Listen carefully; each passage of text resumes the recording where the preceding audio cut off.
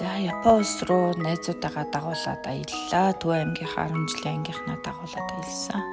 За ингээд мэдээж уламжлал ёсоор нисгтэр очиод зөндөө олон зураг авахуллаа, бичлэг хийлээ.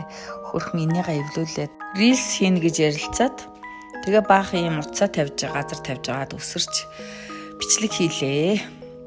За ингээд хил дээр United-аар ниссэн байгаа бид нар.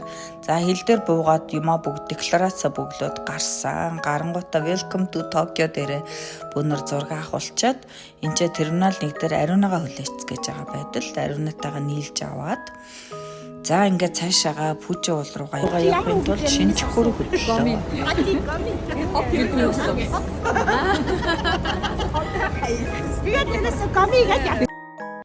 Шинчуку дээр очиод бас зөндөө зураг авахуллаа, өсөрч мэсрээд хөгжилтэй байлаа. За ингээд цаашаага хөдлөө. Фужи уул руу 3 цаг нисэх учраас би хүн болгонд нэг юм жижиг сака авч өгсөн. Очиод сайхан нам утцгаасаа. За 2 өдрийн өглөө эхэлж байна.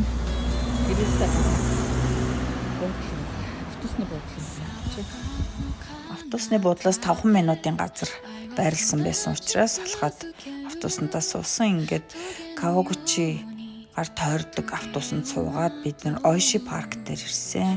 За парк бол үнэхэрийн гоё цэцгнүүдтэй байлаа. Тийм болохоор баахан янз янзаар зураг авахулцгаалаа очиод бид хэд палажа сольж өмсөөд бүгдээрээ тэгээд янз янзаар зураг авахулсан. Хөгжилтэй байсан шүү. Гол нь зураг үлдэх учраас зурганд маш их ач холбогдол өгсөн байгаа.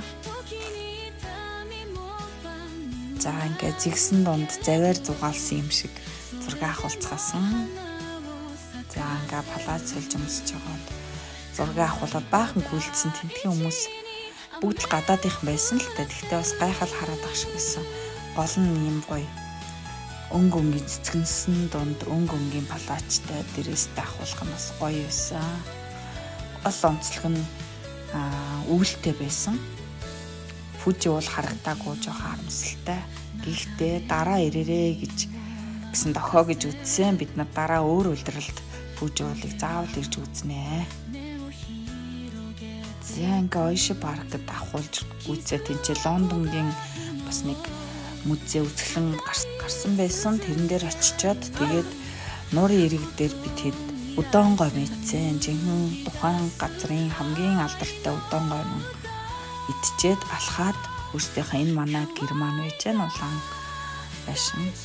За ингээд цаашаага өнөөдрийн програм бол саунд орох байсан. Ашаанд орж алжлаа тайлбарлахад дахиад Кавагучи гэдэг үсээ автобусны цогод явсан. За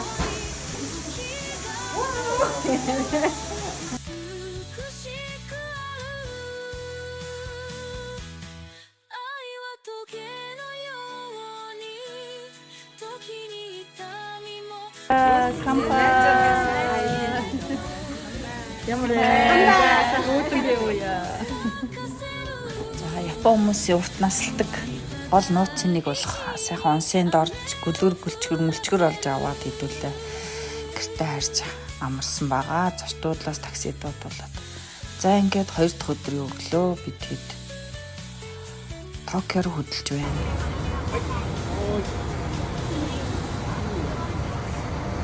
За ингээд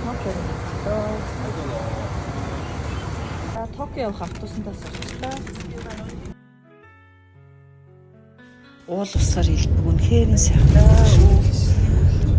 Ганц харамсалтай юм нь үүл маань багасаагүй иймэрхүү байдалтай манан буусан байдалтай байна.